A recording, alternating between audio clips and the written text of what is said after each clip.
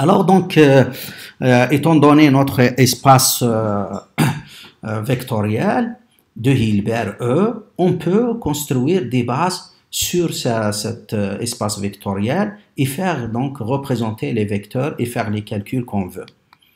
Alors si une fois vous choisissez une base dans E, vous représentez les vecteurs sur cette base, c'est-à-dire vous cherchez les coordonnées de chaque vecteur sur cette base et donc vous obtenez ce qu'on appelle une représentation de quête ou bien une réalisation de vecteur quête.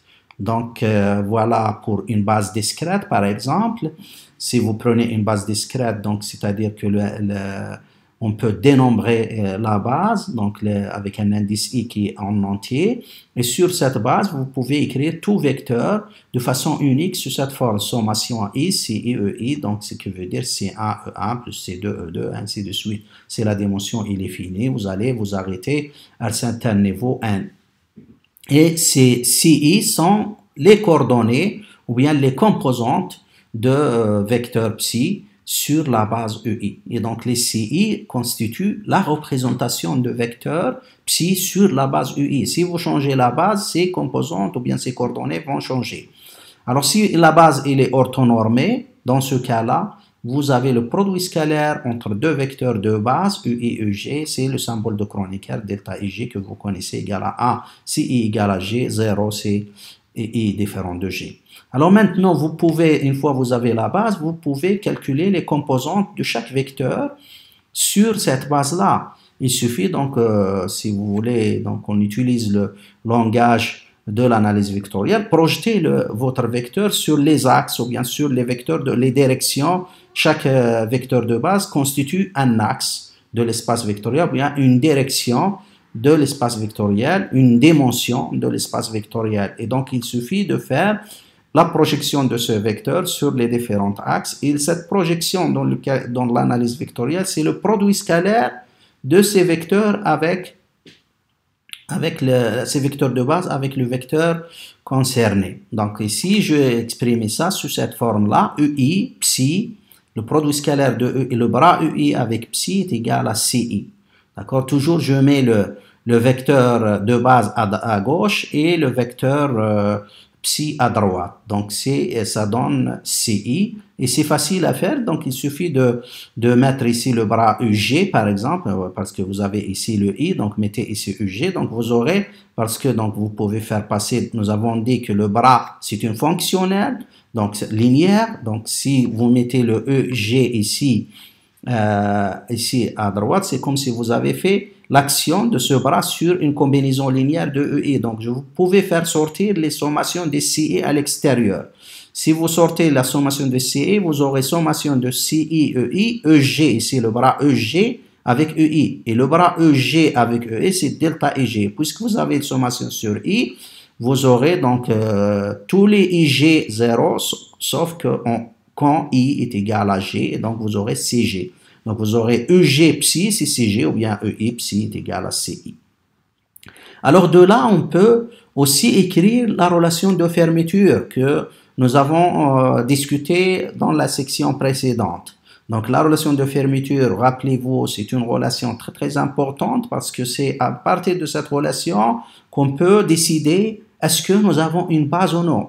Parce que pour écrire et représenter de façon unique tout vecteur quête de l'espace de Hilbert psi, il vous faut une base. Et pour décrire, avoir cette base orthonormée, il faut vérifier est-ce que vous avez l'orthonormalisation, cette relation, et si vous avez la relation de fermeture qu'on va écrire comme ça.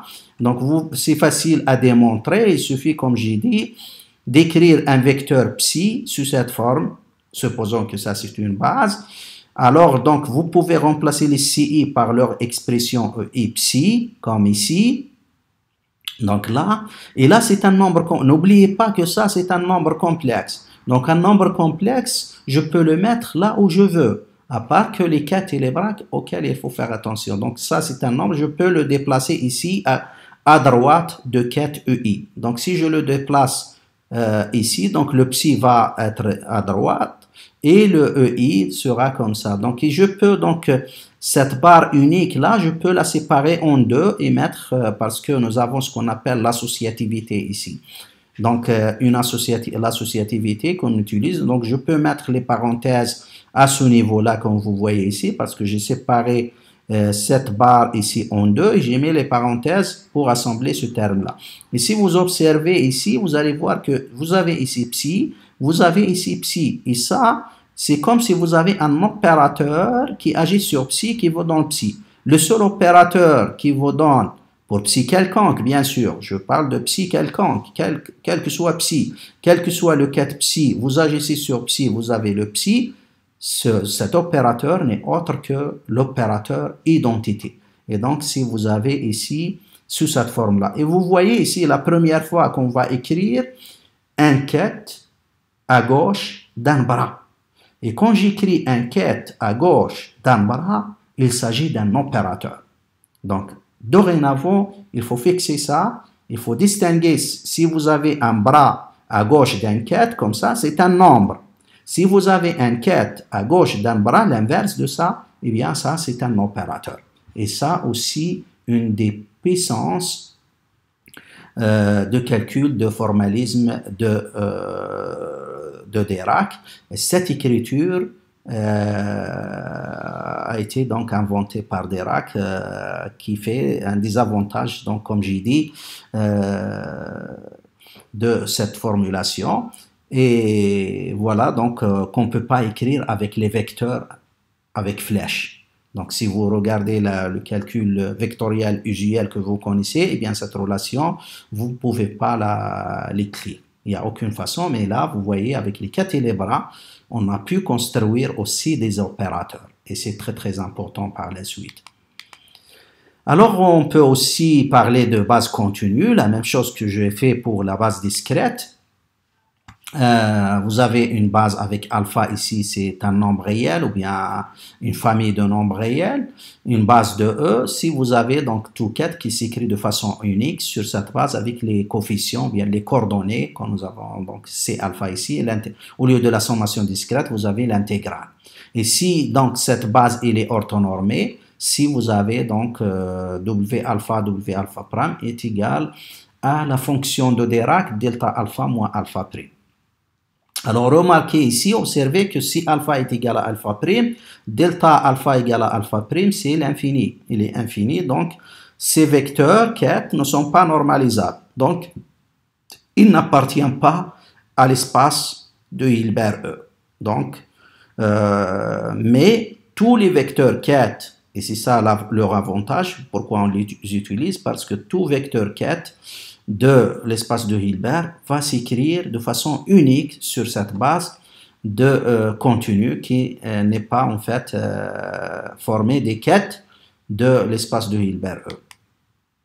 Alors de là, on peut la même chose retrouver la relation de fermeture et aussi trouver les composantes. Si vous avez un vecteur psi, vous pouvez calculer ces composantes ou bien ces coordonnées relatives à la base W alpha en écrivant le produit scalaire C alpha. Donc la relation de fermeture, comme je viens de vous expliquer pour la base discrète, c'est le même raisonnement. Et vous aurez donc l'intégrale de W alpha, ket alpha, bras alpha, D alpha est égal à l'opérateur identité.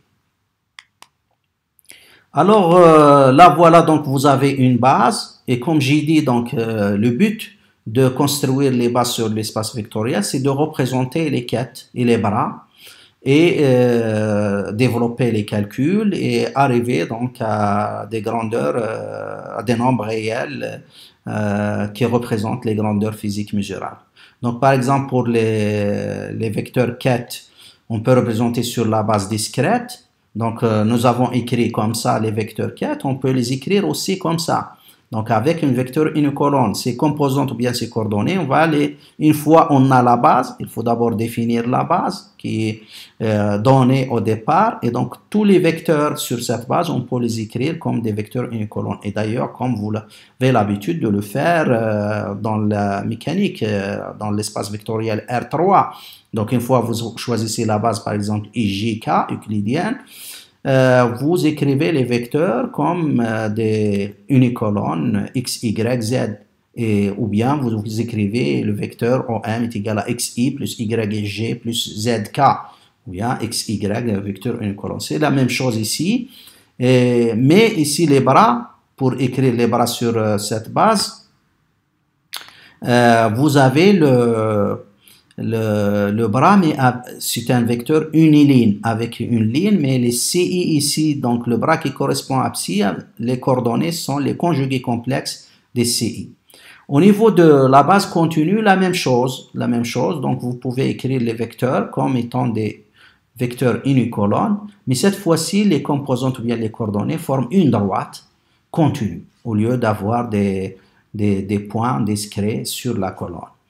Et la même chose pour le vecteur bras, pardon, ici, c'est le bras, c'est pas le quête, c'est le bras, il faut inverser ici, il faut mettre le crochet ici et la barre verticale ici, d'accord? C'est le bras associé à psi.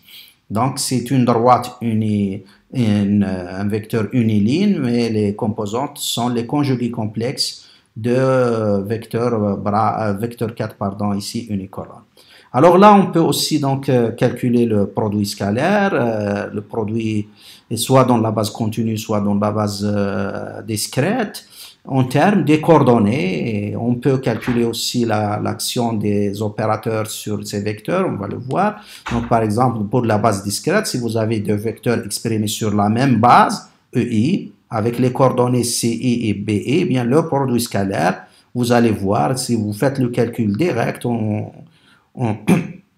considérant que vous avez la base orthonormée, eh bien vous aurez le produit scalaire de EI-EG et ça vous donne donc le symbole de Kronecker. Et vous avez double sommation IG et donc le symbole de Kronecker va éliminer une sommation et va vous donner C étoile I et BI. Pour la norme, il suffit donc de changer le BI par CI. Et vous avez, c'est la sommation de tous les CI au carré. Donc, une fois que vous avez exprimé les vecteurs, vous voyez, vous pouvez calculer le module d'un vecteur, vous pouvez calculer le produit scalaire entre deux vecteurs. La même chose dans le cas de la base continue. Si vous avez deux vecteurs, vous avez la base, eh bien, vous pouvez exprimer le produit scalaire en termes des coordonnées comme ça. Ici, vous avez donc la norme. C'est l'intégrale de module C alpha au carré d alpha. Et voilà donc, je m'arrête ici et à la prochaine séance.